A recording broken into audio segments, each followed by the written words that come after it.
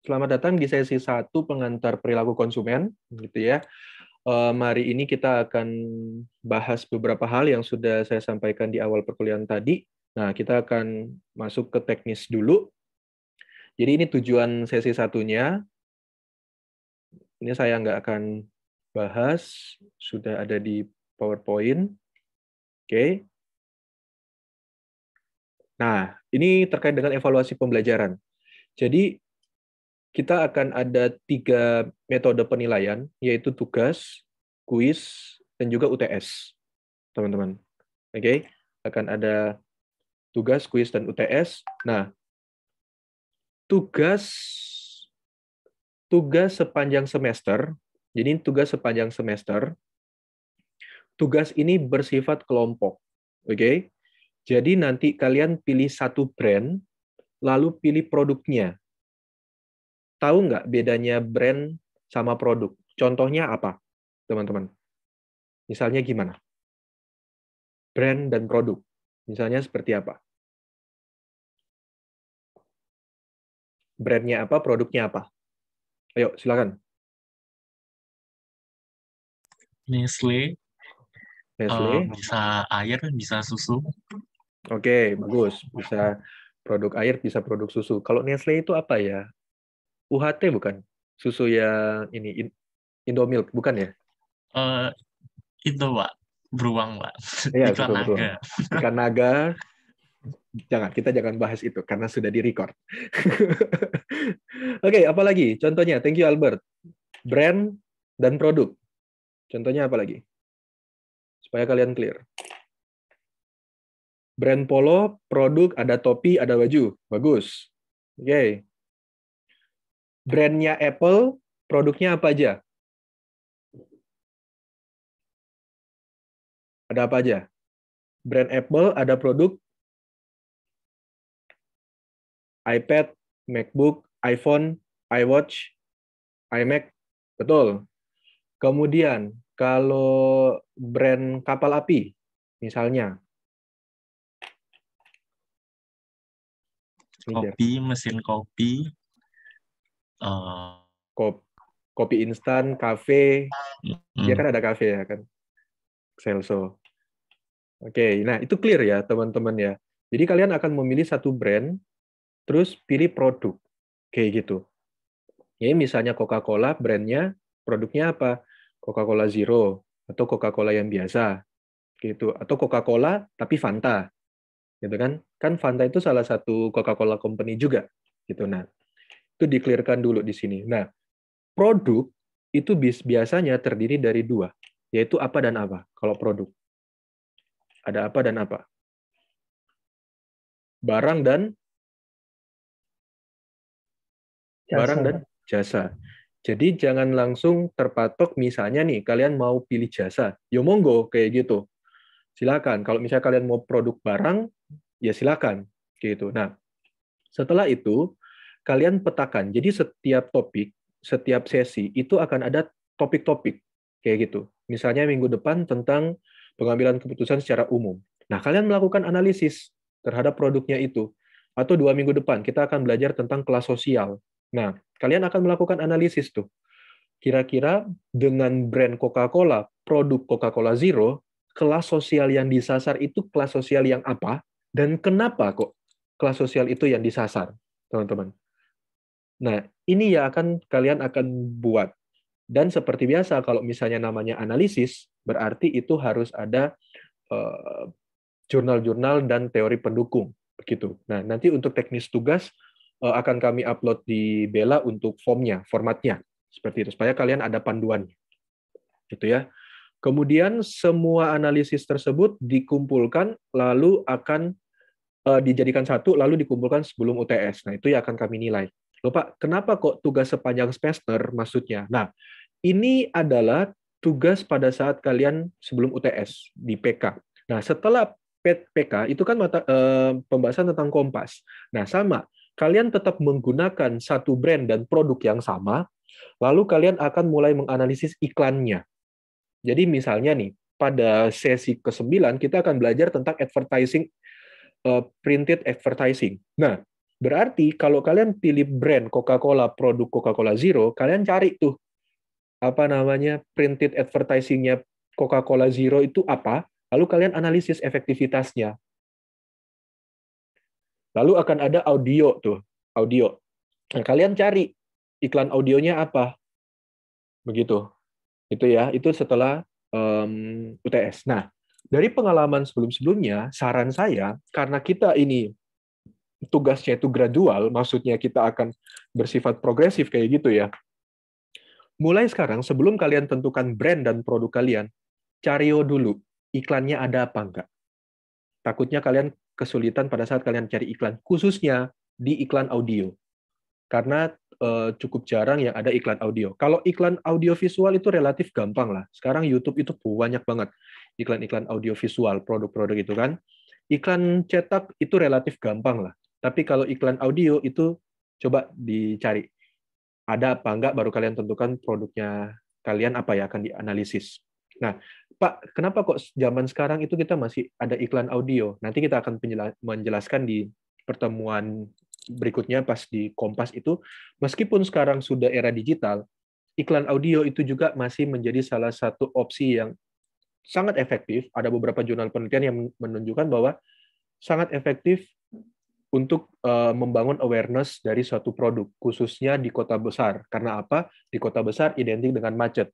Macet identik dengan nunggu di mobil atau di kendaraan kayak gitu, dan iklan radio tetap akan masuk di situ. Nah, itulah mengapa kok salah satu argumentasi iklan audio ini tetap harus kita analisis. Kayak gitu ya. Oke, sejauh ini tugas. Ada pertanyaan atau Bu Desa ada tambahan tentang tugas? Tugas clear ya, teman-teman ya. Oh ya, ini kita belum tentukan kemarin satu kelompok berapa orang ya, Bu ya. Ini ada 20 kurang itu 2, 18. 18, 3 orang aja ya, 6 kelompok berarti ya. Boleh ya?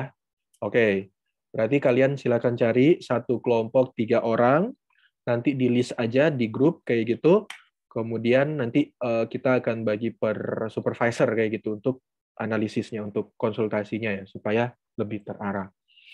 Oke, terus akan ada kuis juga.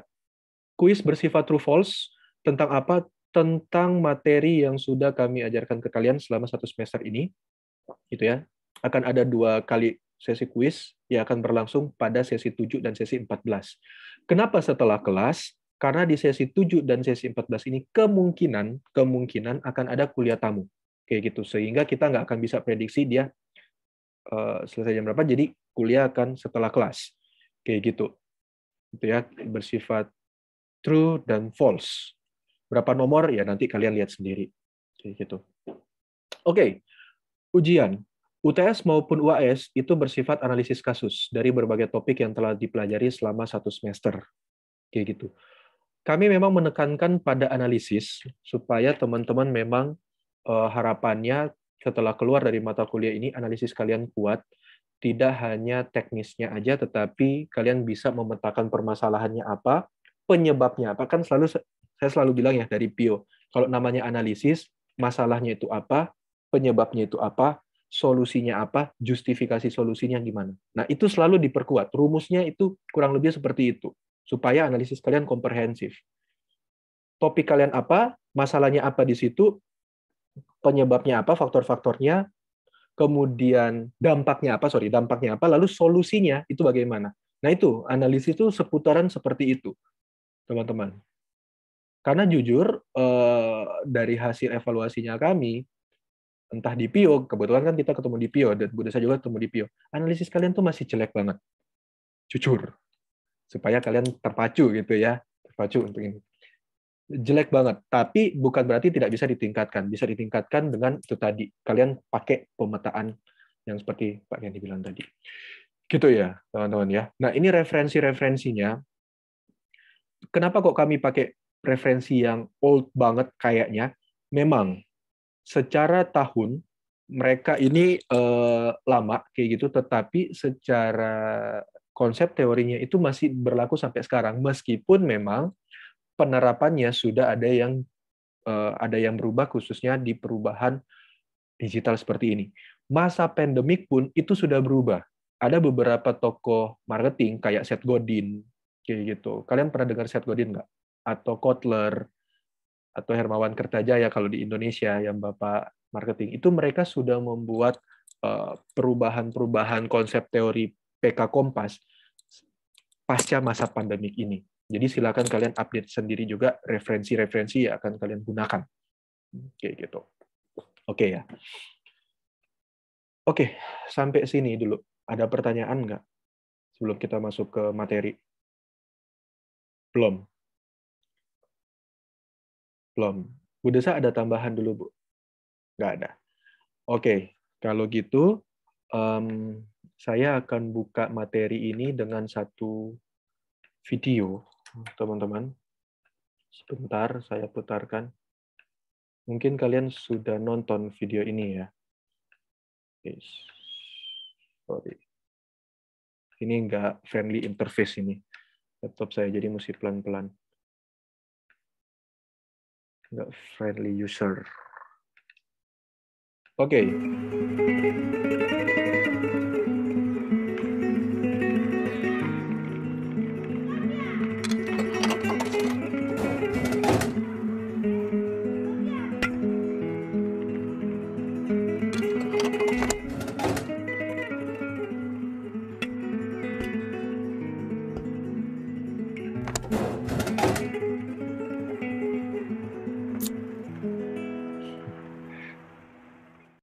Itu iklan apa ternyata?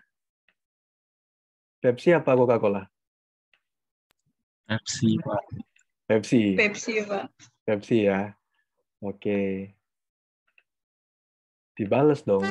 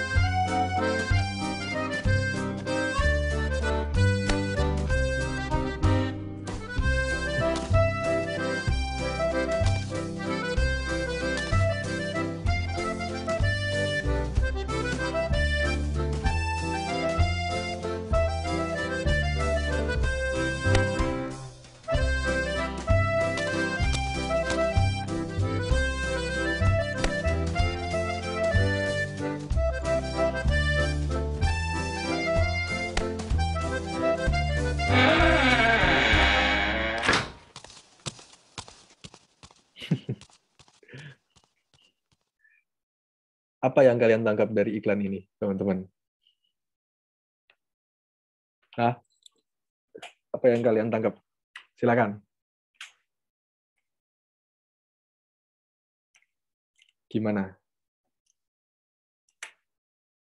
Atau apa yang terlintas? Persaingan. Persaingannya piye?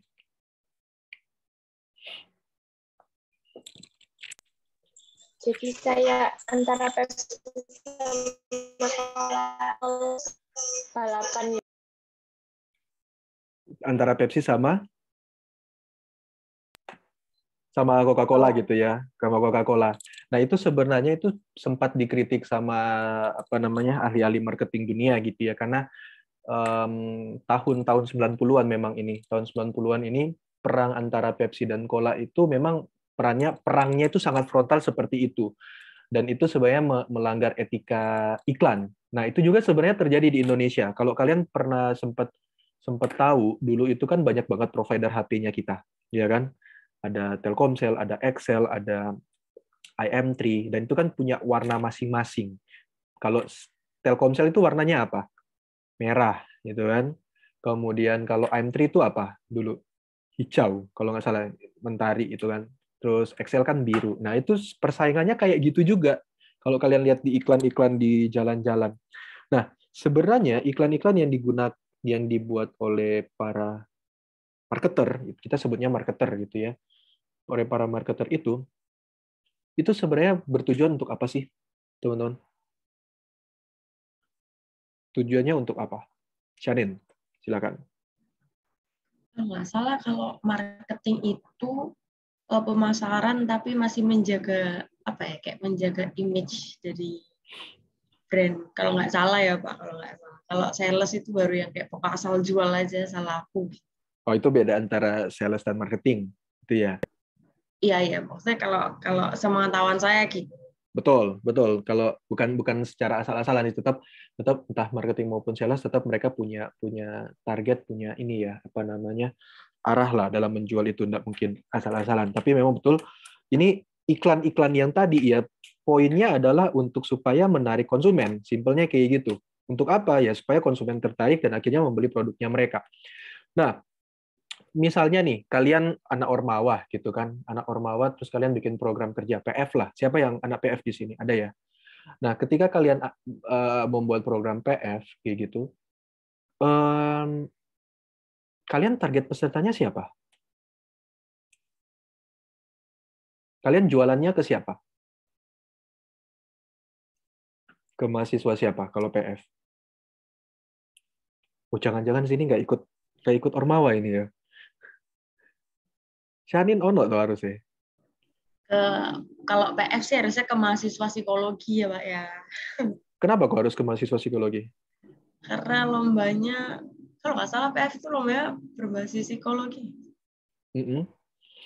Jadi kayak, terus kayak ada apa sih, lombanya tuh yang kalau nggak salah yang kayak cerdas cermat tapi psikologi itu kan, kalau misalkan anak hukum yang ikut kan ya rada lucu ya Pak ya. Jadi targetnya kayaknya ke mahasiswa psikologi.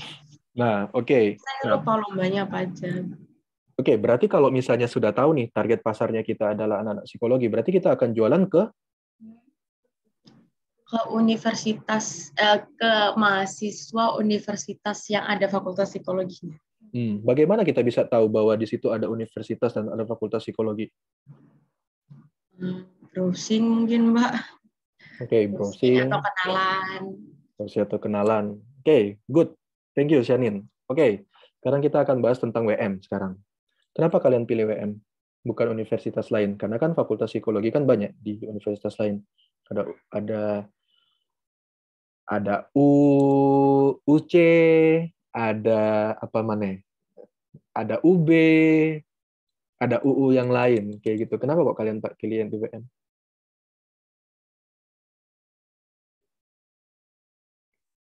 Grace mungkin.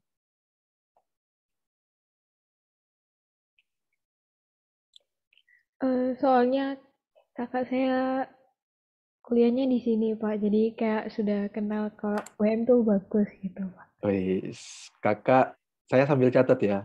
Kakak di WM. Di WM juga ya, kakakmu ya? Iya, Pak, tapi beda fakultas.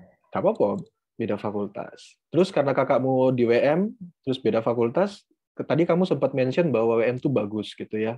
WM tuh bagus dalam hal apa? Sebenarnya itu sih, Pak. Lihat karirnya kakak saya tuh juga bagus. Setelah lulus WM langsung dapat kerja gitu, Pak. Jadi saya mengasumsikan kurang lebih kayak gitu. Oke, good.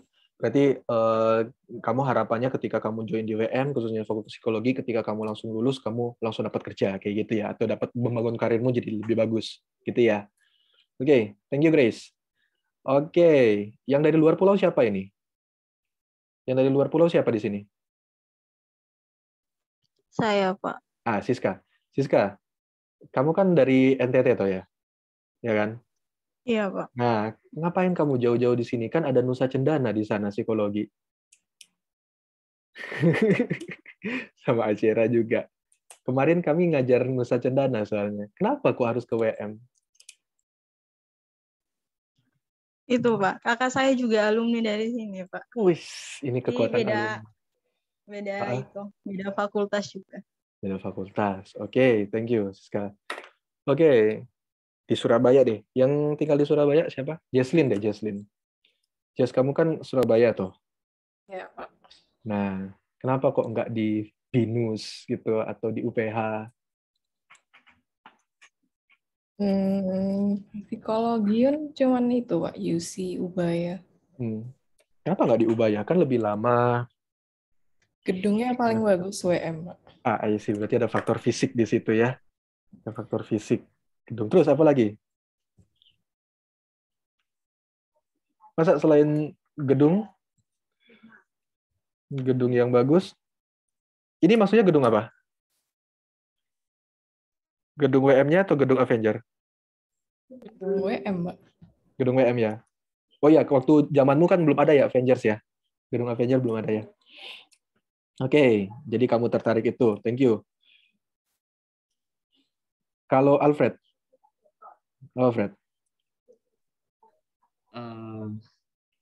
Karena itu sih Pak, biayanya sih Pak, menurut saya Pak.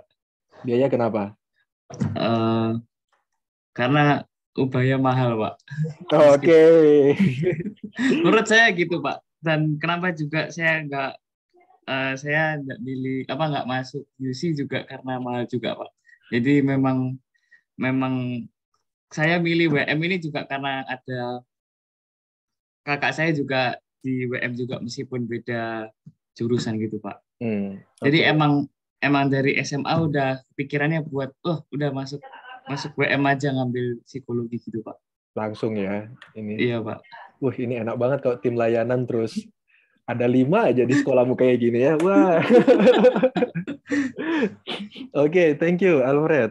Nah, Iya, kalau Pak. Tapi pertanyaan saya kayak gini.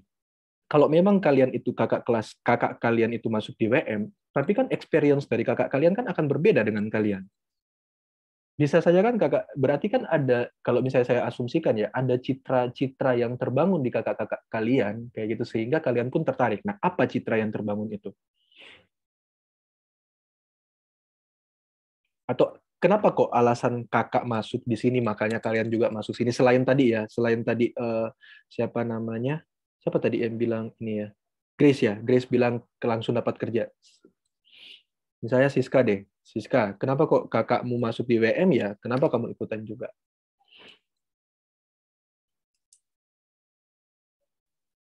Karena saya diceritain, Pak, sama kakak saya.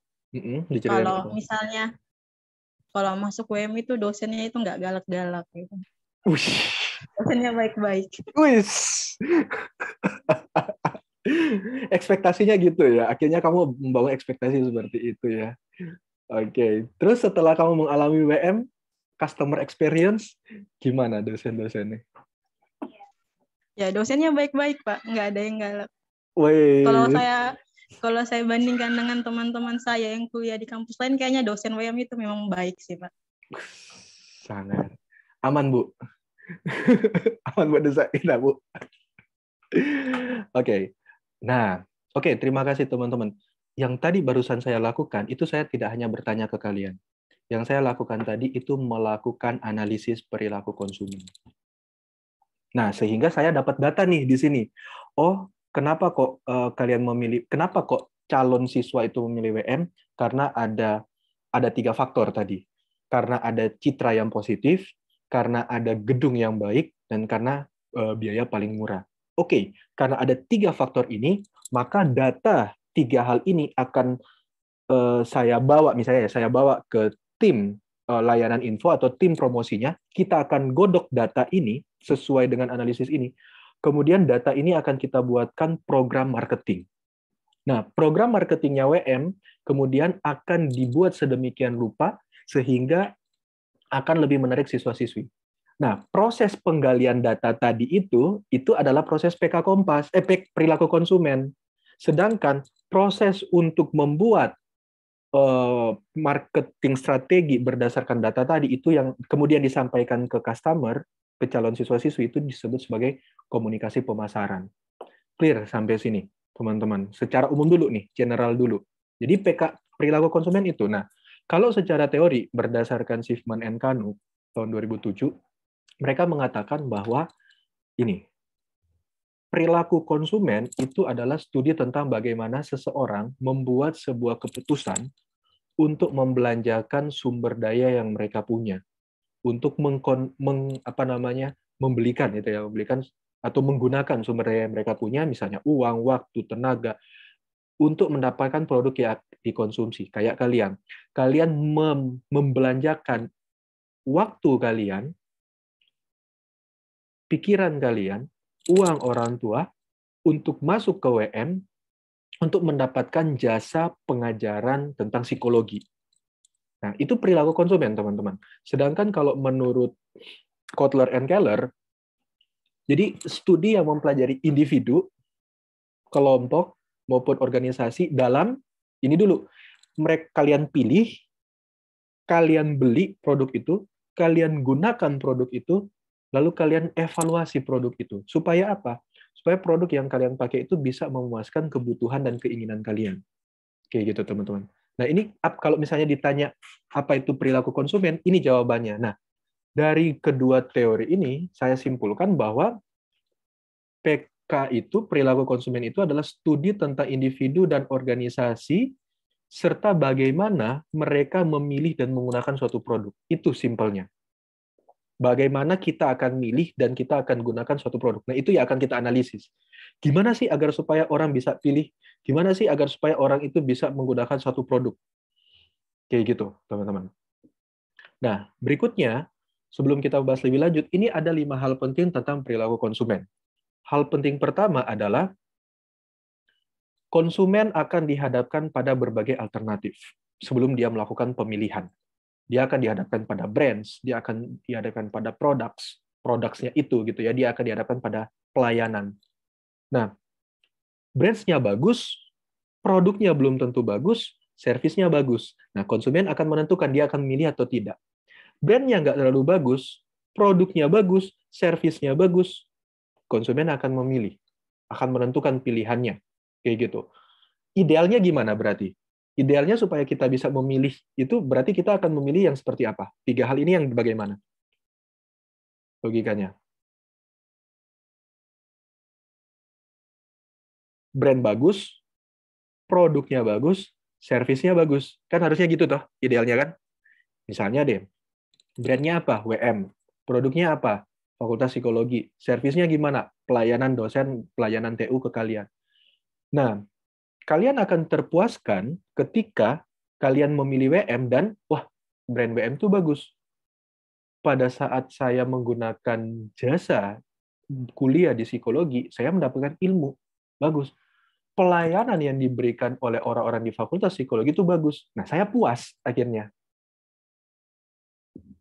Gitu. Itu yang hal penting pertama tentang perilaku konsumen.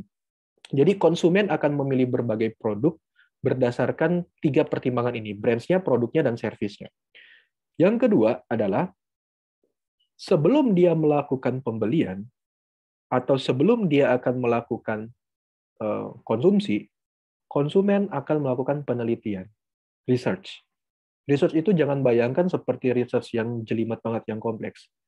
Ketika kalian akan beli HP, terus kalian baca review-review, itu juga sudah merupakan research. Pada saat teman-teman itu akan milih kuliah waktu dulu SMA, terus kemudian kalian tanya ke kakak kelas kalian, atau Alfred melakukan survei, tadi kan Alfred bilang, Universitas A, Universitas B itu mahal, Pak. Yang paling murah itu WM, Pak. Kayak gitu kan. Nah, itu juga Alfred sebenarnya sudah melakukan research itu. Setelah itu dia akan melakukan konsumsi. Nah, itu. Berikutnya. Nah, ketika konsumen akan mengkonsumsi suatu produk, dia akan dipengaruhi oleh banyak hal. Nanti kita akan bahas tentang faktor-faktor yang ada. Bagaimana promosi, bagaimana campaign atau kampanye produk, serta lingkungan, ada peers, ada budaya, ada media, itu mempengaruhi keputusan pembelian konsumen. Lalu yang, 4 hal, sorry, ini sudah tak gabungin. Lalu terakhir adalah bagaimana pendapat konsumen seputar kompetitor produkmu. Jadi ketika kita akan mempunyai satu bisnis baru atau kita masuk ke dalam satu bisnis, teman-teman harus tahu kompetitor kalian siapa. Jangan pernah menganggap bahwa produk kalian udah paling terkenal, terus kalian nggak sadar kompetitor kalian siapa. Pak, saya nggak punya bisnis, Pak. Saya jualan jasa. Lah, kalau kalian jualan jasa ya, orang yang melakukan jasa yang sama seperti kalian itu adalah kompetitor teman-teman. Dan itu yang perlu kalian lihat kayak gitu ketika kita ngomong perilaku konsumen. Yaitu. Nah, seperti yang tadi saya bilang bahwa perilaku konsumen itu dipengaruhi oleh berbagai faktor. Oke. ada 4 faktor di situ yang mempengaruhi, bukan 3. Ada 4 faktor yang mempengaruhi perilaku konsumen. Jadi ada 4 hal yang mempengaruhi kenapa kok kita bisa membeli sesuatu. Ada 4 faktor yang mempengaruhi kenapa kok kita akhirnya memutuskan untuk kuliah di WM. Kayak gitu gampangannya. Atau ada 4 hal yang mempengaruhi kenapa kok kita membeli HP, satu HP. Kayak gitu. Apa saja itu? Yang pertama adalah faktor pribadi. Kita akan mengkonsumsi, kita akan membeli suatu produk itu karena dipengaruhi oleh faktor pribadi, misalnya usia. Kalau kita misalnya usianya kita sudah old gitu ya, kita udah tua, maka kita cenderung akan membeli barang-barang yang berguna untuk kesehatannya kita. Atau kita yang sekarang ini faktor pribadi kita usia yang remaja kayak gitu ya. Kalian usia remaja. Kalian cenderung akan membeli produk-produk yang sesuai dengan usianya kalian. Atau gender. Ya, cewek-cewek akan membeli misalnya make up atau apa dan sebagainya kayak gitu ya. Karena itu ya gendernya kalian. Kalau cowok misalnya beli gel, beli tata rambut dan sebagainya. Karena itu kalian sebagai cowok punya preferensi ke sana. Atau profesi nih. Kalau ketika kalian menjadi seorang psikolog, kalian akan beli alat tes karena profesi kalian menuntut kalian untuk membeli alat tes itu, kayak gitu. Atau profesi dokter. Profesi dokter kira-kira dia akan cenderung membeli apa, teman-teman, kalau dokter? Lihat dokter apa? Profesi dokter.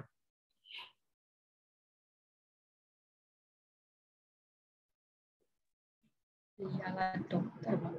Apa? Beli alat dokter kayak apa yang dipakai stetoskop. Nah, stetoskop. Nah, sekarang ya betul. Contohnya stetoskop. Misalnya saya minta Teresia beli stetoskop karena akan kita pakai untuk ya wis pokoknya nanti kita akan pakai. Nah, kira-kira Teresia akan beli nggak stetoskop, Teresia? Beli, Pak. Kenapa?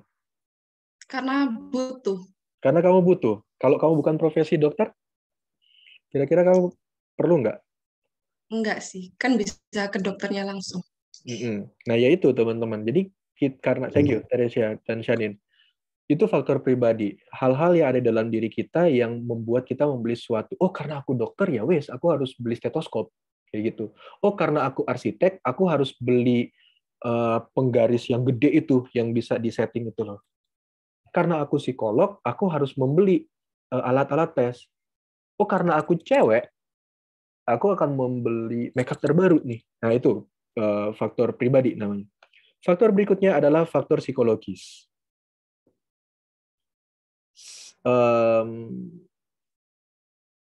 Pernah nggak kalian kalian di jalan gitu ya, terus kalian melihat ada tukang koran kayak gitu, terus kalian beli korannya? Atau something like that lah, beli makanan kayak atau apa? Pernah nggak? Nah, apa yang terjadi? Kenapa kok kalian membeli itu?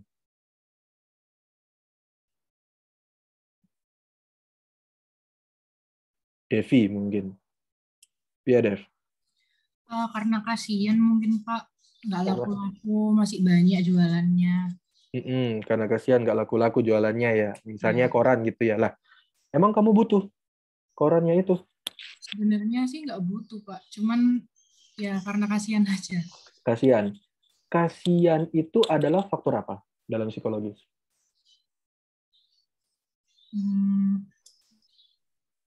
Kasihan itu apa? Kasihan itu apa? Bentuk apa? Apa ya? Kalau dalam bahasa psikologinya apa? Kalau kasihan itu dalam kategori apa? Ayo, kalau kita ngomongin psikologis, faktor psikologis itu selalu ada 3. Afeksi, kognitif, dan ya. Afeksi. Betul. Aspek afeksimu yang bermain di situ. Karena kamu kasihan, ada faktor afeksi di situ, makanya kalian melakukan pembelian. Seperti itu. Atau contoh lain lagi, misalnya faktor psikologis yang mempengaruhi kalian untuk membeli sesuatu, apa? Faktor psikologis, bisa kognitif, bisa afeksi. Coba cari contoh yang lain. Nala. Ini betul. Ada perasaan, empati, karena kasihan dagangannya masih banyak. Oke, thank you. Gimana, Nala? Kamu pernah membeli apa karena didorong oleh faktor psikologis ini?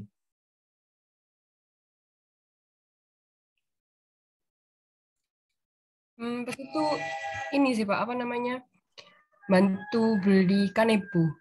Kanebo? Jadi orangnya itu di lampu merah gitu, Pak. Terus karena butuh dan juga kasihan ya udah beli akhirnya.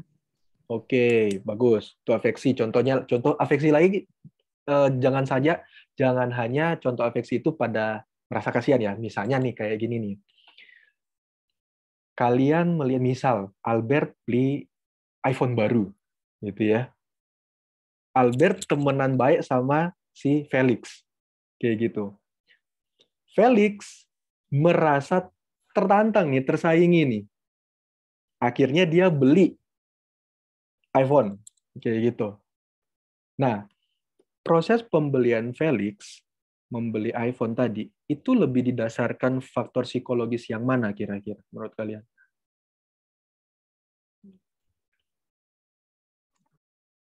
Afeksi harusnya Pak, kayak rasa apa ya, lebih kemainin ke perasaan bangganya, perasaan tersaingi irinya gitu.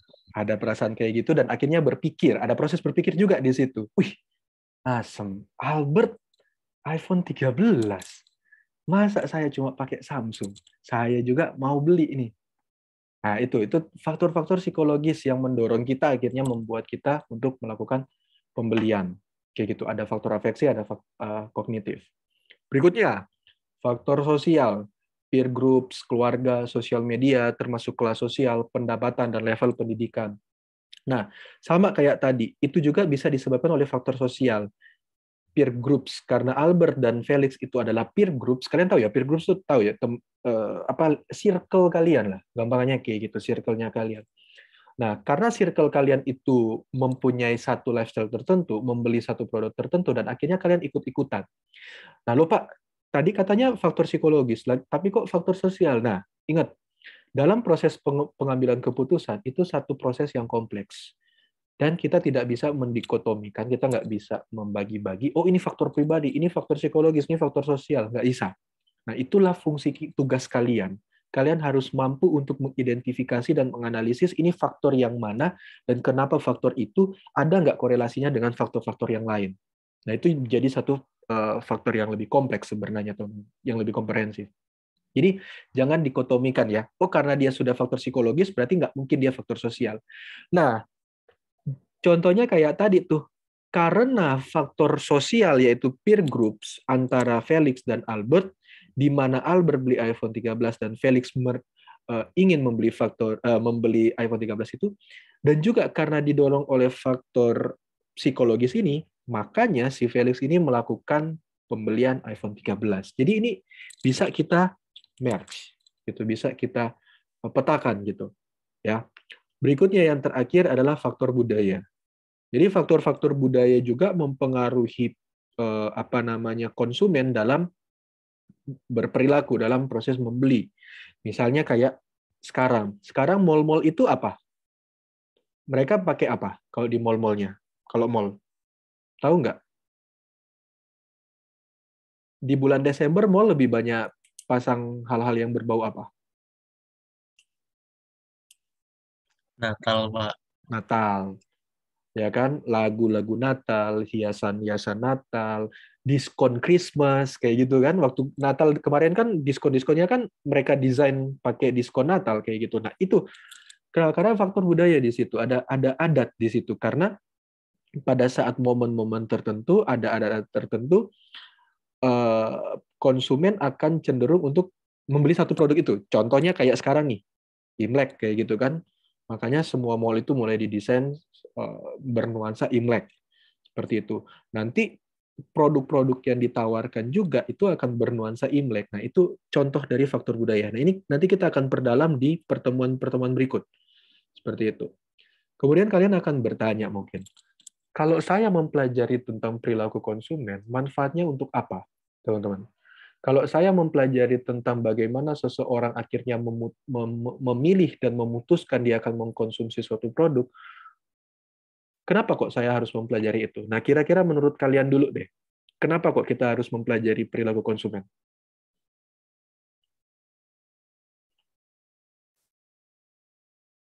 Apa manfaatnya ketika kalian mempelajari materi ini? Ayo, gimana? Why? Firstania, apa manfaat kamu mempelajari perilaku konsumen? Ya biar itu tadi Pak.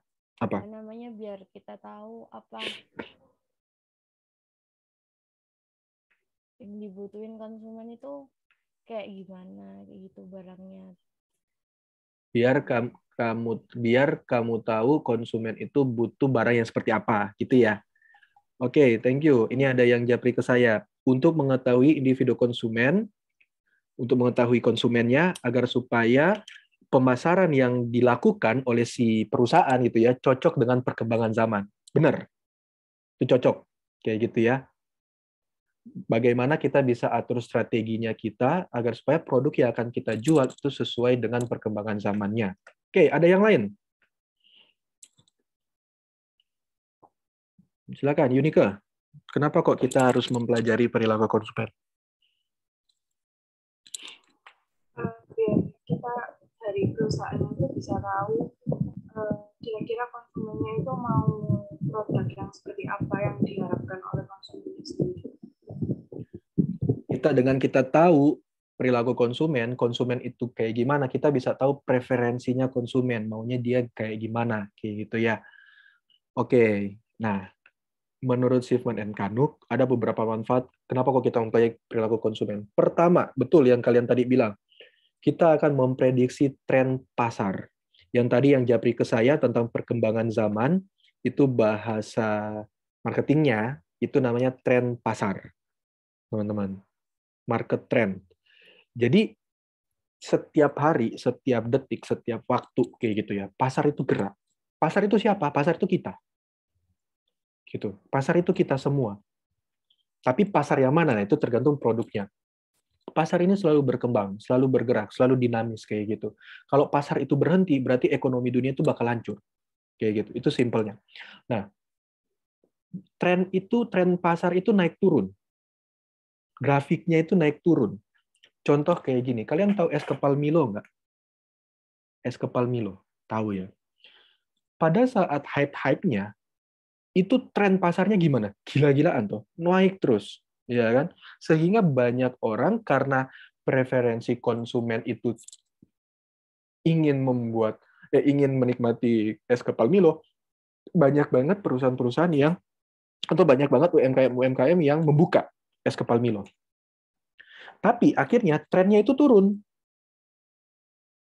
Tren ikut turun, habis pasarnya. Atau contoh yang lain lagi, misalnya nih, di WM gitu ya, di WM sendiri. Sebelum WM itu akan membuat program pemasaran untuk menggait para siswa-siswi yang sekarang ini, calon siswa-siswi untuk dapetin mahasiswa kayak gitu, kita perlu tahu tren pasar kalian sebagai seorang siswa-siswi itu seperti apa. Kalian deh sekarang, tren siswa-siswi dalam pemilihan fakultas itu cenderung kemana sih sekarang? Tahu nggak? Tren calon siswa-siswi sekarang. Ke arah mana?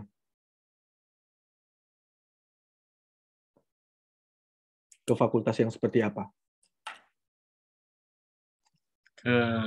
Kayak kesehatan gitu, Pak. Lebih ke kecantikan gitu-gitu, Pak. Kecantikan. Fashion. Oke. Apalagi kira-kira kalau menurut Albert lebih ke fashion, ke bidang kecantikan kayak gitu, fakultas-fakultas yang diminati. Trennya gimana sekarang? Maaf Pak, boleh diulang? Tren pasar mahasiswa sekarang itu cenderung kemana? Yang mereka minati itu cenderung kemana? Fakultas-fakultas yang seperti apa? Fakultas desain gitu-gitu, terus mungkin apa ya, psikologis juga lagi trending sih. Mungkin sekarang kayak mental health-nya kayak di mana-mana kayak gitu. Psikologi kayak lagi lumayan dicari gitu sama orang-orang. Benar, yaitu tren. Nah, karena misalnya nih anak-anak sekarang tuh trennya kalau misalnya kita lihat trennya itu lebih ke desain, betul. Entah desain grafis atau desain DKV kayak gitu ya. Itu trennya ke sana. Dan memang betul juga arah ke psikologi itu mulai naik nih trennya, mulai naik lagi nih. Sehingga karena tren pasar seperti itu, para universitas ini harus membuat program pemasaran bagaimana bentuknya agar supaya bisa memenuhi tren tersebut. Gitu, teman-teman. Nah, contohnya lain lagi, psikologi. Di dalam psikologi sendiri, sekarang ini trennya mengarah ke tren psikologi positif. Gitu kan? Nah, oleh sebab itu ya, di kita pun kita mulai adjustment di situ. Kita mulai adjust perkuliahan kita mengarah ke tren tersebut. Gitu. Nah, kita bisa mendapatkan data-data tersebut dengan mempelajari perilaku konsumen, dengan memprediksi tren pasar. Kedua, dengan kita tahu perilaku konsumen, maka kita bisa melakukan pengembangan produk baru dan perbaikan produk yang telah ada. Itu satu profesi yang saat ini muncul. Sebenarnya profesi ini sudah lama, tapi yang saat ini mulai banyak dicari perusahaan-perusahaan, khususnya perusahaan-perusahaan besar, itu namanya business development. Ini pengetahuan aja buat teman-teman. Jadi salah satu profesi baru yang muncul itu adalah business development. Nah, business development ini tugasnya ngapain? Business development ini berbeda dengan R&D, beda dengan research and development. Oke? Kalau research and development itu contohnya Indomie kayak gitu ya. R&D ini tujuannya untuk meresearch dan mengembangkan produk Indomie tersebut mungkin dari segi varian rasa, dari segi packaging, dari segi bumbu-bumbunya dan sebagainya, produknya kayak gitu. Tapi kalau business development itu adalah orang-orang yang berfokus pada pengembangan bisnisnya. Gitu. Nah, saya punya salah satu klien saya itu di klinik kecantikan. Nah, mereka saat ini cari business development. Pada saat saya tanya kebutuhannya apa kayak gitu ya, kenapa kok mau cari business development? Ternyata klinik kecantikan sekarang tuh menjadi tren juga. Jadi tren kayak gitu. Nah, salah satu job desk dari si business development ini, dia harus bisa memetakan bagaimana arah pasarnya ini, pasar klinik kecantikan ini gimana 5 tahun, 10 tahun ke depan, kemudian gimana kompetitornya, gimana trennya, sampai pada apa strategi-strategi pemasaran yang harus dilakukan. Nah, itu seperti itu business development, teman-teman. Kompetensi apa yang, kalau dari penjelasan tadi saya itu, kompetensi apa yang harus kuat di situ? Kemampuan apa yang harus kuat, yang harus dimiliki oleh seorang business development menurut kalian? Kemampuan apa? Kompetensi apa? Dia kan harus memetakan dan sebagainya. Analytical thinking. Yes, betul. Analytical thinking, analisis. Dan memang salah satu skills yang dibutuhkan untuk nanti adalah analisis. Itulah salah satu argumentasi mengapa kok tugas kalian juga analisis. Gitu ya. Karena itu memang juga meskipun kalian bukan seorang business development, bukan seorang BD kayak gitu ya. Ketika kalian akan kerja, kalian akan jadi seorang HRD nantinya, atau kalian jadi profesi apapun, analytical thinking itu menjadi salah satu kebutuhan. Nah, BD ini fokusnya adalah mengembangkan produk baru dan memperbaiki produk yang telah ada. Contohnya kayak tadi, kalau misalnya di klinik kecantikan ini dia punyanya servis ada 3, A, B, C, kayak gitu ya. Ada peeling, ada saya lupa istilah-istilah klinik kecantikan itu. Terus kemudian ada sedot lemah dan sebagainya. Nah, ternyata setelah dia analisis, si business development ini melakukan analisis, ternyata sekarang tuh lagi tren botox kayak gitu. Ya wes, berarti gimana nih? Kalau di klinik kecantikan ini kita tambahkan dengan botox juga, servis tentang botox. Masuk nggak? Bisa untung nggak? Bisa profit nggak dengan operasionalnya kita? Ada nggak tenaga kerja yang akan menghandle itu? Nah, itu yang akan menjadi tugasnya BD, seorang business development. Dia harus memprediksi itu semua. Sehingga pada saat mereka akhirnya akan memunculkan atau launching produk Botox kayak gitu, sudah ada dapat gambaran jelas. Contoh lain lagi di WM. Seharusnya pada waktu WM kan beberapa waktu lalu kan meluncurkan fakultas baru, iya kan ya? Fakultas kewirausahaan. Memang sudah lama sih, kewirausahaan. Nah, seharusnya sebelum meluncurkan fakultas kewirausahaan, BD-nya WM, Business Development-nya WM, itu sudah harus melakukan analisis. Kalau aku mau buka fakultas kewirausahaan, prospeknya gimana? Menguntungkan apa enggak? Baik atau enggak? Oke atau enggak? Sebelum diluncurkan fakultas kewirausahaan. Nah, itu tugasnya BD. Atau contoh lain, WM pindah ke Pakuwon. Ada bangun di Pakuwon. Dan Pakuwon itu adalah fakultas-fakultas kesehatan. Itu harus ada pertimbangan dari business development pasti. Itulah kenapa Jesslyn tadi bisa ngomong, bangunannya bagus, Pak. Yaitu salah satu faktor dari si BD tadi. Kayak gitu, dia bisa mengembangkan produk yang sudah ada, bisnis yang sudah ada, atau memperbaiki produk yang kurang baik kayak gitu. Nah, lalu setelah prediksi tren pasar, mengembangkan produk, ya simple, merancang program marketing yang sesuai, gitu ya. Yang sesuai ini dalam arti apa? Banyak hal. Sesuai dengan pasar, harganya sesuai, kebutuhannya sesuai dengan tren pasar, dan sebagainya. Lalu berikutnya, apa manfaat mempelajari perilaku konsumen? Dengan kita tahu perilaku konsumen mengarah kemana, kita bisa meningkatkan daya saing dengan kompetitor. Ya, ini jelas. Ini clear. Karena kan tadi kan dengan kita tahu perilaku konsumen itu kayak gimana, kita bisa ngembangin produk baru. Kita bisa ngembangin bisnisnya kita. Nah, ketika kita bisa ngembangin bisnisnya kita, otomatis daya saing kita dengan kompetitor itu menjadi makin tinggi. Menjadi makin kuat, kayak gitu. Contohnya lagi, kalau misalnya kami melakukan analisis perilaku konsumen terhadap mahasiswa Fakultas Psikologi dan atau calon siswa-siswi yang akan masuk ke psikologi, kita bisa tahu trennya kalian gimana, kita bisa tahu apa aja yang harus dikembangkan, kita bisa merancang program marketing yang sesuai, otomatis itu akan meningkatkan daya saing Fakultas Psikologi UKWMS dengan Fakultas Psikologi yang lain. Itu logikanya. Kayak gitu. Dengan cara apa? Dengan cara kita tahu perilaku konsumen itu gimana. Caranya gimana Pak Kendi ya? Caranya kayak tadi tuh, tak tanya-tanya ke kalian. Metodenya apa saja? Nanti kita akan lihat bareng-bareng. Terakhir adalah meningkatkan customer service. Jangan lupa, selalu kita kalau ngomongin tentang bisnis, kalau saya ketemu dengan teman-teman di UMKM kayak gitu, fokusnya mereka adalah satu, teman-teman. Ya apa cara ya bisnis aku ini bisa berhasil? Ya apa cara ya cuannya itu lebih gede? Gak iso kalau mikir kayak gitu. Gak bisa kalau kita cuma mikirin bisnis kita besar. Gak bisa kita cuma mikirin bahwa konsumen kita beli produknya kita. Gak bisa. Gak akan jalan bisnisnya kalian. Kayak gitu. Saya jalanin bisnis itu fokus ke pengembangan bisnis itu nggak bisa berhasil, teman-teman. Kita harus juga memperhatikan customer service-nya kita. Service kita ke kliennya kita. Service kita ke konsumennya kita.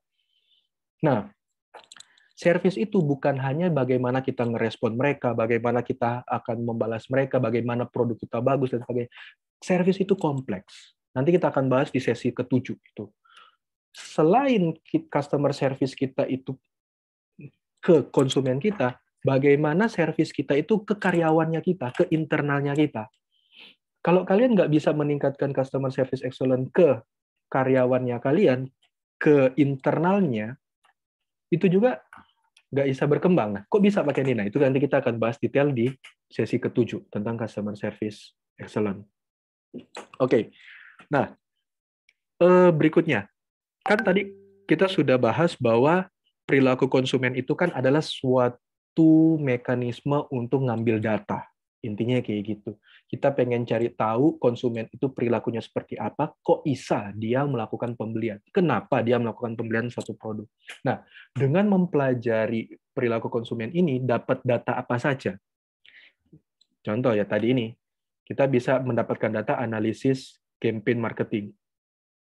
dengan kita belajar perilaku konsumen, kita bisa tahu efektif nggak ya pemasaran yang sudah saya lakukan, cocok nggak ya promosi yang saya bikin dengan target pasar saya. Jangan sampai misalnya saya bikin promosi yang gila-gilaan, ternyata nggak efektif, cuma buang-buang uang kayak gitu untuk ini. Nah, untuk promosi kayak gitu. Nah, dengan kita tahu data-data dari perilaku konsumen, kita bisa ngerti nih. Kita bisa melakukan analisis marketing. Yang kedua, dengan kita melakukan analisis perilaku konsumen, kita bisa tahu pendapat konsumen. Kayak tadi. Yang tadi saya lakukan ke kalian, ke Alfred, ke teman-teman yang lain. Saya bisa dapat informasi dari kalian. Apa pendapat konsumen, kalian sebagai konsumen, terhadap brand atau produk saya? Yaitu. Dan yang terakhir adalah segmentasi pasar. Nah, setelah kita mendapatkan dua data ini, sudah efektif atau enggak, pendapat konsumen dan sebagainya, kita bisa petain pasarnya kita. Oke, ternyata pasarnya kita adalah konsumen dengan kelas sosial yang seperti ini. Pasarnya kita adalah konsumen dengan tingkat pendidikan seperti ini. Konsumennya kita adalah konsumen dengan gender yang seperti ini. Nah, kita akan mengsegmentasi pasar. Ini overview. Detailingnya, teknisnya akan kita bahas di pertemuan-pertemuan berikutnya, teman-teman. Nah, kalau dalam kita melakukan analisis konsumen, seperti nanti juga ini akan menjadi tugas kalian, gimana Pak agar supaya saya bisa mendapatkan data? Gimana kita bisa tahu perilaku konsumen itu bagaimana? Gimana kita bisa tahu penilaian konsumen tentang kita itu bagaimana? Yang pertama, customer review atau blogs komen.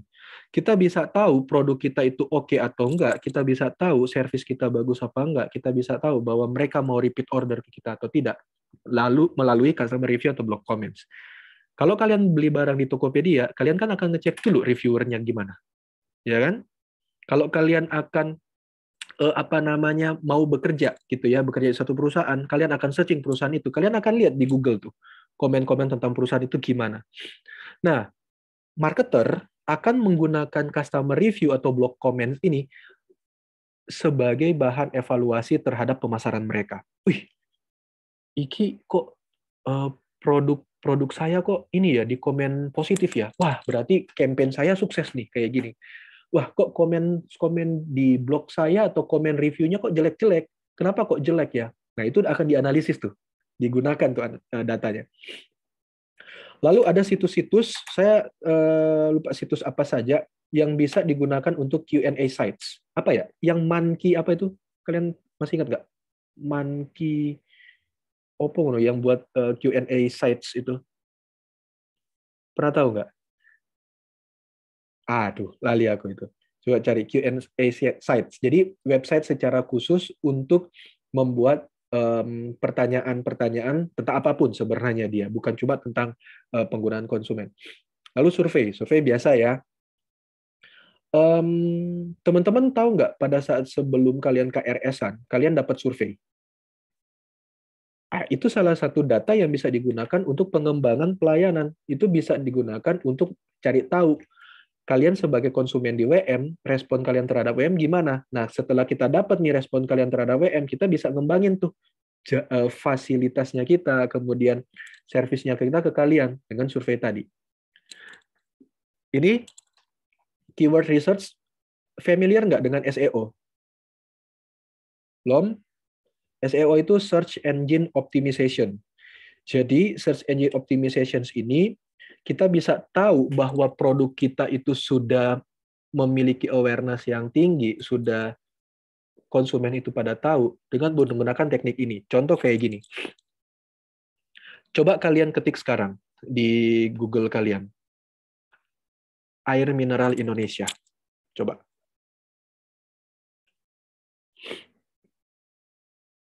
Air mineral Indonesia. Apa yang muncul? Seperti apa?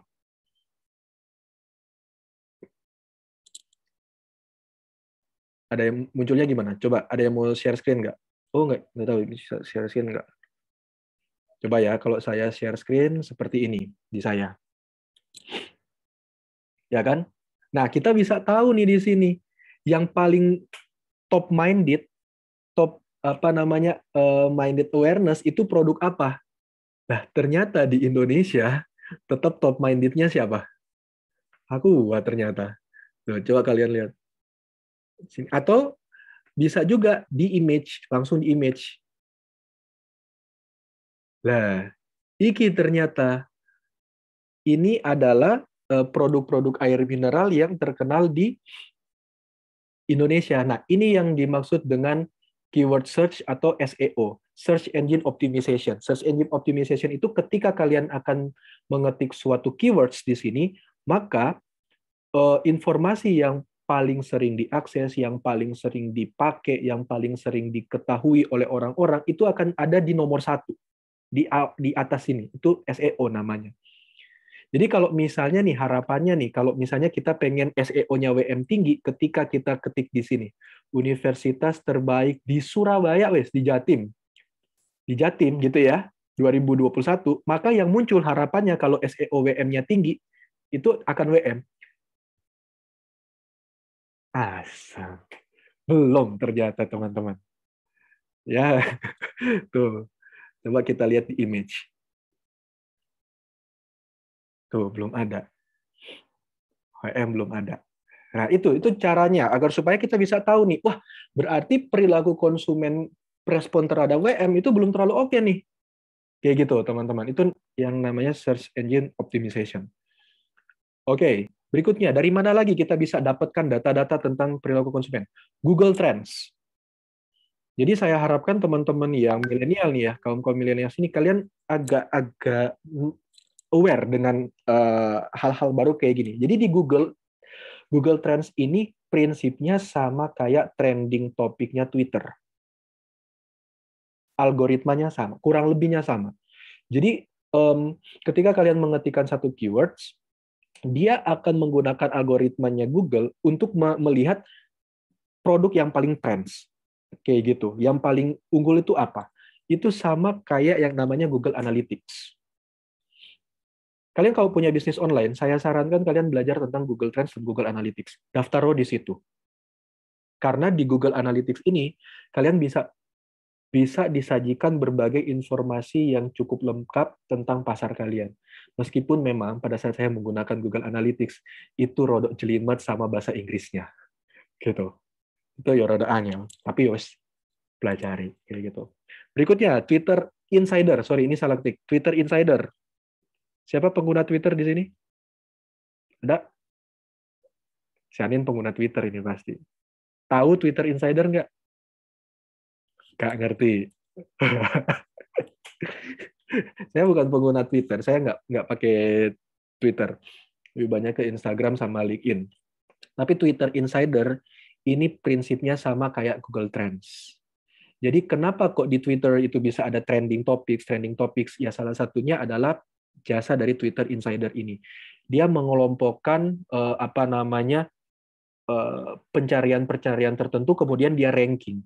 Jadi misalnya kalian mau cari universitas terbaik di Surabaya, di Jawa Timur gitu ya.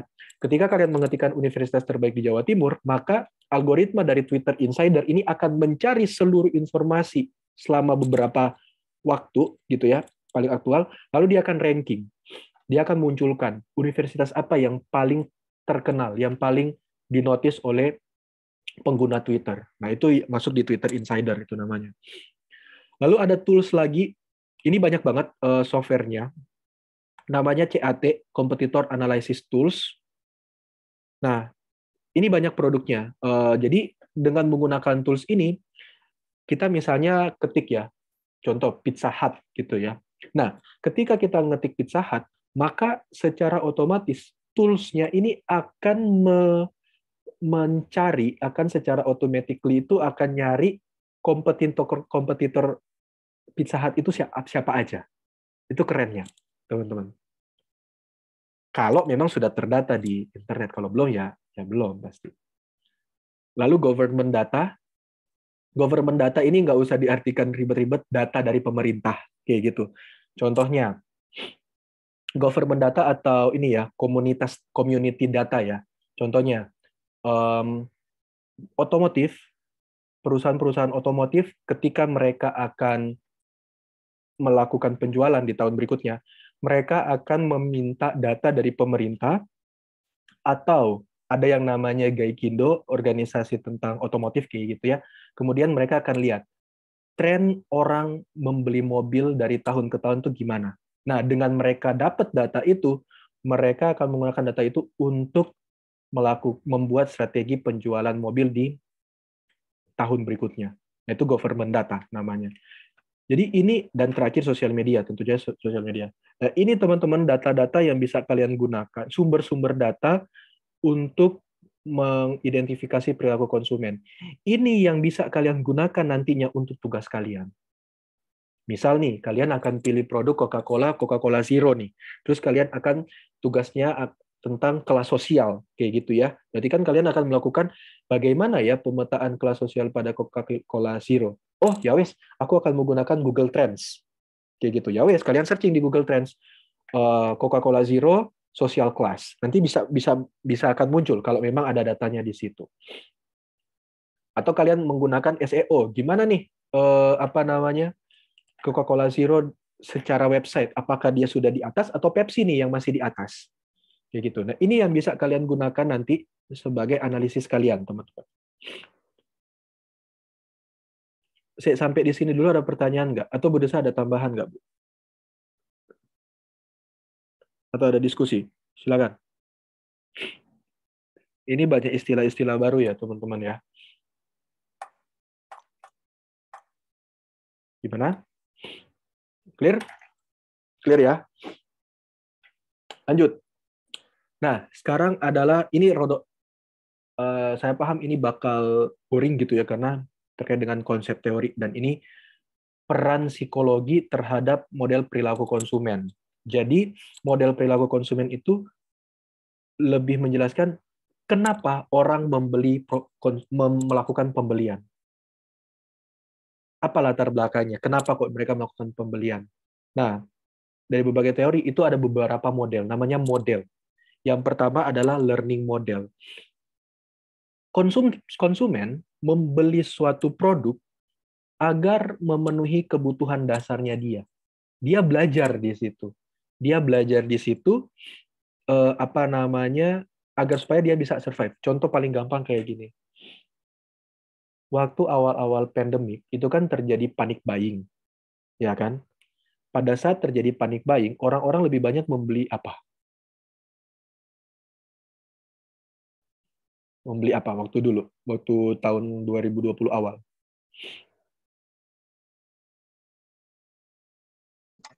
Masker, hand sanitizer, terus beberapa makanan. Ya, kalau di bidang food and beverage, orang paling banyak beli apa? Di bidang makanan minuman itu pada saat awal pandemi itu mereka borong apa biasanya selain masker? Indomie. Oke. Baru Indomie, Jesslyn. Ya, betul. Terus apa lagi tuh? Di Indonesia sendiri. Beras, vitamin C. Bir brand, teman-teman. Kalian pada waktu kemarin, pada waktu 2019, kalian cari susu beruang tuh wangel, ya kan? Karena konsumen belajar. Konsumen belajar, ternyata bir brand ini bisa menanggulangi COVID. Dan ini menanggulangi ya, kan memang tidak ada ini ya, tidak ada nggak ada bukti penelitian bahwa bir brand bisa mencegah COVID. Nah, ada learning model di situ. Atau contoh lain, sekarang ini kalau kalian mengamati di dunia otomotif, sekarang ini ada yang namanya PPNBM. Jadi kalau beli mobil itu pemerintah mengenakan pajak ke konsumen, pajak barang mewah namanya. Nah, karena pandemi COVID, pemerintah dalam tanda kutip memberikan kelonggaran untuk tidak membayar PPNBM tahun 2021 kemarin. Jadi dipotong sekitar bisa sampai 8 sampai 10 juta dalam membeli mobil. Misalnya harga mobil 250, tapi karena tidak perlu membayar pajak itu, jadi kalian cuma cukup membayar 240 juta. Nah, akhirnya karena ada kondisi tersebut, konsumen ini belajar, wih, aku perlu mobil. Mumpung nih ada kayak gitu, PPNBM, ya wes tak beli mobil. Makanya tahun 2021 penjualan mobil tuh tinggi, melonjak. Nah, masuk tahun 2022, pemerintah masih galau nih. Sri Mulyani belum ketok palu. Menteri Perdagangan belum ketok palu nih. Apakah akan lanjut atau tidak? Konsumen learning di sini. Konsumen belajar nih. Sebentar. Tahun lalu, aku dapat potongan pajak. Tahun ini belum tentu. Ya wes, aku belum mau beli. Aku tahan dulu. Nah, dia belajar di situ.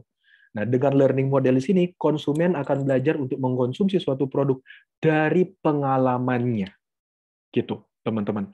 Contoh lain lagi yang paling praktis, kayak teman-teman bilang bahwa kalian kuliah di WM dengan kakak. Kakak di situ, itu contohnya juga learning model. Berikutnya, nah ini, psikoanalitik model. Berarti kalau kita ngomongin tentang psikoanalitik, akan ngomongin tentang teorinya siapa? Kayak psikoanalitik teorinya Sopo? Ayo, wah, parah ya, ini sudah lewat psikologi belajar loh ya kalian ya. Sopo? Freud. Nah, Freud ngomongin apa tentang psikoanalitik?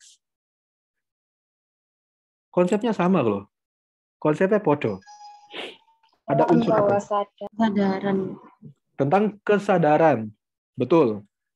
Nah, jadi di di sini konsumen memiliki motif mengakar baik sadar maupun tidak sadar yang mendorong mereka untuk melakukan pembelian. Jadi kita melakukan suatu pembelian produk karena ada alam bawah sadarnya kita. Ada faktor itu di situ atau ada pengalaman masa lalu yang membuat kita membeli suatu produk. Berikutnya, Pavlovian. Nah, kalau Pavlovian berarti akan berkenaan dengan apa? Konsumen membeli produk itu untuk apa?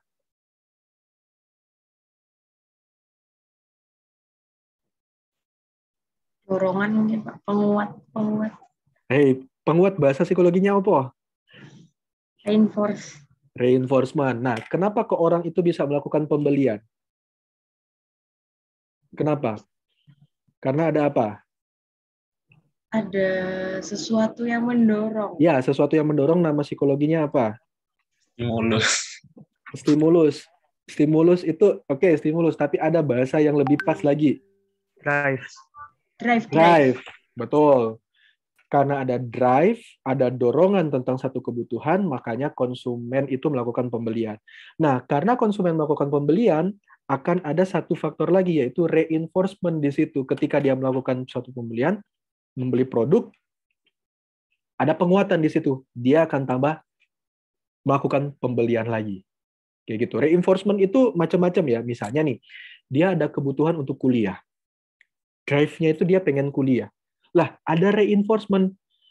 Kamu kuliah aja di WM. Karena kakak kan kuliah di WM. Kakak bilang kuliahnya bagus kayak gitu. Karena ada kebutuhan, ada driving untuk kuliah, dan karena ada reinforcement dari kakak yang kuliah di WM, makanya kalian membeli produk WM. Itu Pavlovian model. Gitu ya. Berikutnya, sociological model. Logikanya. Sociological model berarti terkait dengan apa? Kalau sociological model. Sosiologi. Nah, kalau sosiologi itu berkaitan dengan apa? Lingkungan. Apa? Lingkungannya, Pak. Lingkungan. Artinya gimana? Kayak orang-orang sekitar mungkin. Oke, bagus. Circle-nya. Konsumen mengonsumsi produk karena dipengaruhi oleh tempat tinggalnya. Oleh circle-nya, betul.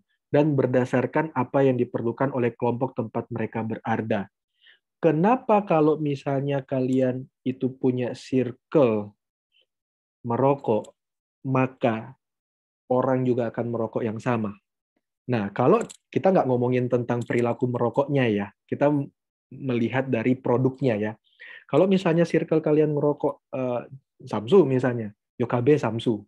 Ya karena itu tadi ada sociological model. Saya nggak tahu di sini. Kalian punya geng nggak di sini? Ada ya, geng pasti ada lah ya. Terus gengnya kalian sudah sampai bahwa kalau aku pakai HP iPhone, semua anggota kelompokku harus pakai iPhone juga nggak? Nggak dong ya, nggak sampai segitunya ya. Nah, saya pernah konseling kelompok kayak gitu, anak SMA. Kenapa kalian berantem? Iya Pak, karena dia nggak mau ikutin kita. Emang apa trennya? Iya Pak, uang baju kita harusnya Sarai. Buset. Ya akhirnya mereka menuntut gitu harus beli Zara gitu ya. Itu karena sosiologikal. Itu untuk menjelaskan circle. Atau lingkungan rumah kalian. Kayak gitu. Bayangkan kalau misalnya kalian bisa diberkati, kalau saya sih saya nggak mau ya, karena pajaknya mahal mungkin ya. Diberkati, dikasih rezeki, terus harus tinggal di tempat yang bagus gitu ya, di tempat yang perumahan yang elit gitu kan. Kan pajaknya mahal, jadi saya nggak gelem gitu. Kan circle-nya kan pasti punya mobil yang kurang lebih mirip, apa yang mirip dan sebagainya. Akhirnya misalnya nih, mobil yang digunakan di situ rata-rata Aventador, gitu, tahu ya Aventador ya, Lamborghini, Ferrari, gitu lah. Kamu bukan itu. Ada nggak dorongan? Kira-kira dorongan si orang yang tidak membeli mobil seperti itu, dia akan berpikir untuk membeli mobil sejenis. Akan ada, karena ada sociological model di situ. Berikutnya, black box models. Ini rada rumit. Ini. Tapi sebenarnya prinsipnya black box model itu sama kayak Pavlovian. Konsumen melakukan pembelian karena ada stimulus, maka konsumen akan merespon. Karena ada COVID, maka konsumen akan membeli vitamin C yang banyak. Meresponnya seperti itu. Karena ada COVID, maka responnya konsumen akan membeli masker. Hanya seperti itu black box modelnya. Lalu ada input, proses, dan output model yang terakhir. Nah, konsumen melakukan pembelian produk itu karena ada inputan dulu ke dia. Karena ada strategi pemasaran yang dikenakan ke konsumen. Konsumen itu melihat strategi pemasaran dari perusahaan sehingga dia mulai terpengaruh. Nah, strategi pemasaran misalnya, kalian lihat iklan. Ya kan? Kalian lihat nonton iklan. Nah, nonton iklan itu adalah input. Itu ada istilah 4P sampai 7P. Nanti kita bahas setelah UTS. Setelah input di situ, konsumen mulai cari tahu. Kalian kan lihat iklan. Wah, iklan HP nih. Ini HP apa sih? Kebetulan saya lagi butuh nih HP. Oke, HP Samsung. Kalian akan mulai cari tahu. Sampai kalian evaluasi kualitas produknya. Nah, itu namanya proses. Lalu terakhir, outputnya adalah kalian mengkonsumsi produk itu, kalian membeli produk tersebut, lalu kalian mengevaluasi, kalian respon. Wah, produk ini sesuai ekspektasi saya. Produk ini tidak sesuai dengan ekspektasi saya. Contohnya kayak WM juga. Saya pakai contoh WM supaya lebih real ya dengan kondisi kalian. Input, contohnya kalian ikut, waktu kalian SMA, ada nggak WM pergi ke sekolah kalian? Layanan info. Edufair, ada ya? Itu input. Kalian kan ada kebutuhan tuh, mau cari fakultas tuh, ya kan? Kalian cari tahu dong. Itu namanya proses. Kalian membeli produknya WM akhirnya, sehingga kalian bisa duduk di sini. Dan kalian merespon, kalian evaluasi, gimana sih kok produk yang sudah kita konsumsi, produk WM yang sudah kita konsumsi, itu output namanya. Nah, model-model inilah yang perlu kalian gunakan, kalian pelajari untuk mengevaluasi, untuk menganalisis bagaimana seorang konsumen melakukan pembelian produk. Monggo, boleh pakai apa? Model yang mana? Lalu ada tipe-tipe perilaku. Yang pertama adalah complex buying behavior. Kita refleksi. Kita refleksi ke diri kita dewe. Misal, kalian ada kebutuhan untuk beli HP.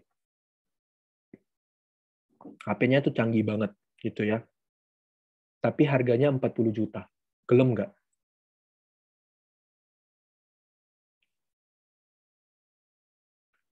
Enggak. Tapi ketika kalian menggunakan HP itu HP itu bisa digunakan untuk apapun, termasuk menjawab soal-soal ujian, termasuk apa, pokoknya semuanya serba bisa lah. All in sudah ada di situ. Semua kebutuhan kalian ada di situ. Tapi 40 juta. Mikir lagi nggak? Nggak usah deh, 40 juta terlalu nggak realistis gitu ya. 25 deh. Tapi HP 25 juta sih sekarang ada yang sudah beli sih. Ada kan. iPhone terbaru itu gendeng 28 juta. Dan ada orang yang membeli.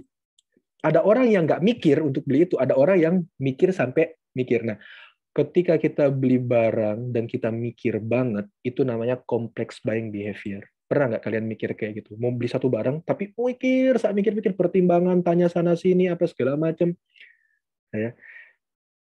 Coba jujur sih, siapa yang milih WM dengan berperilaku kompleks buying?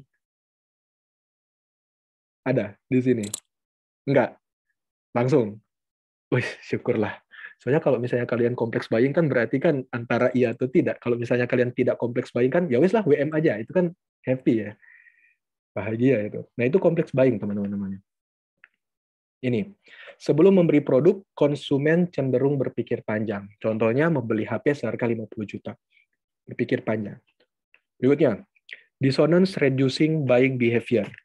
Teorinya gini, kita sebagai konsumen, kita yang memutuskan untuk membeli atau tidak, meskipun faktor-faktornya banyak. Dari faktor luar itu pasti akan ada. Tapi, kita bingung mau menentukan merek yang mana ya akan kita pilih. Ini mungkin terjadi ketika kalian akan milih fakultas. Ini yang terjadi ketika kalian akan memilih universitasnya kalian. Universitas A, B, C, dan D. Kok sama-sama fakultas psikologi? Sama-sama murah.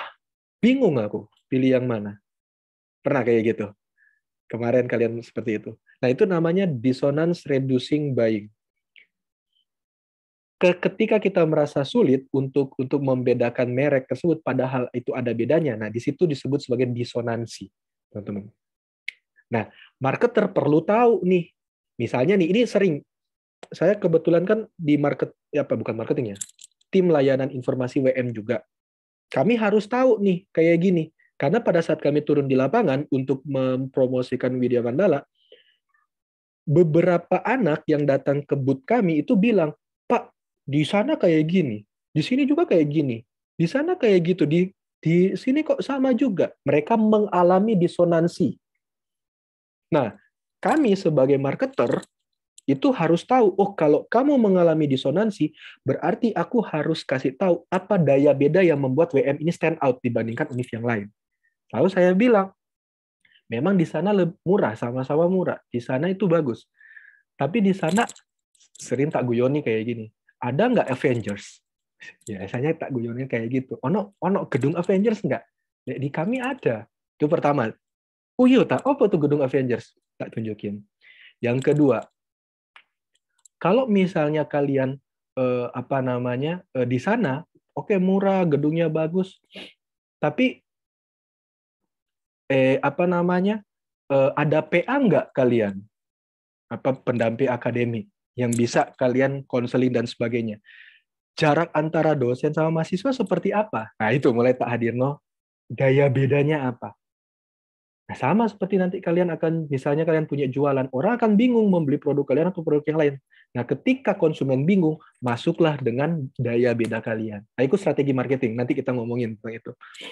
Berikutnya, habitual. Habitual ini ya sama seperti artinya habit, berarti udah kebiasaan. Berarti orang melakukan pembelian itu ya sudah terbiasa kayak gitu, tanpa harus mikir. Misal, kalau kalian terbiasa beli beras Raja Lele, ya wis kalian beli Raja Lele terus.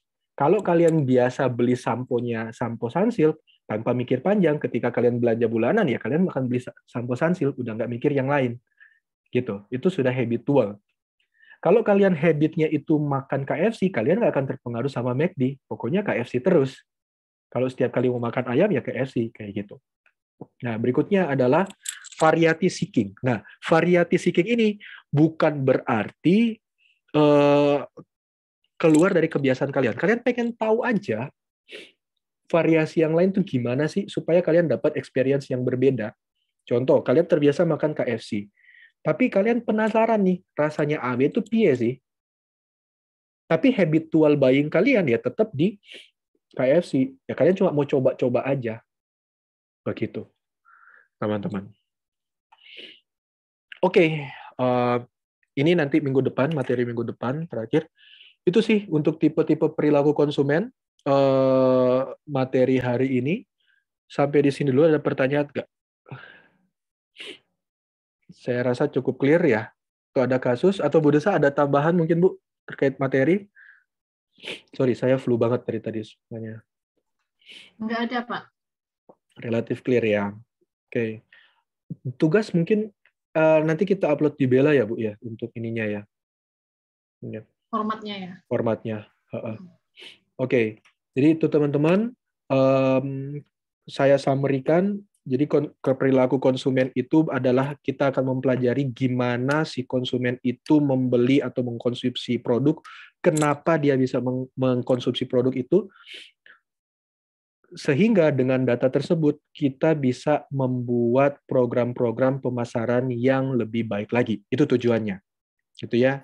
Nah, mempertegas lagi tugas kalian selama 1 semester ini, silakan cari kelompok, 1 kelompok 3 orang, pilih 1 brand, kemudian 1 brand itu kalian pilih produk atau jasanya, lalu kalian analisis sesuai dengan tiap topik yang akan kami ajarkan setiap sesinya. Begitu. Oke? Sehingga nanti setelah ini, silakan kalian berdiskusi di grup WA boleh, tentuin kelompoknya dan list. Kelompok apa, kalian mau ambil apa. Catatan dari kami, perhatiin audio advertising-nya, karena tidak semua brand itu punya audio advertising. Begitu. Clear? Clear ya? Kalau gitu saya stop recording. Terima kasih untuk hari ini.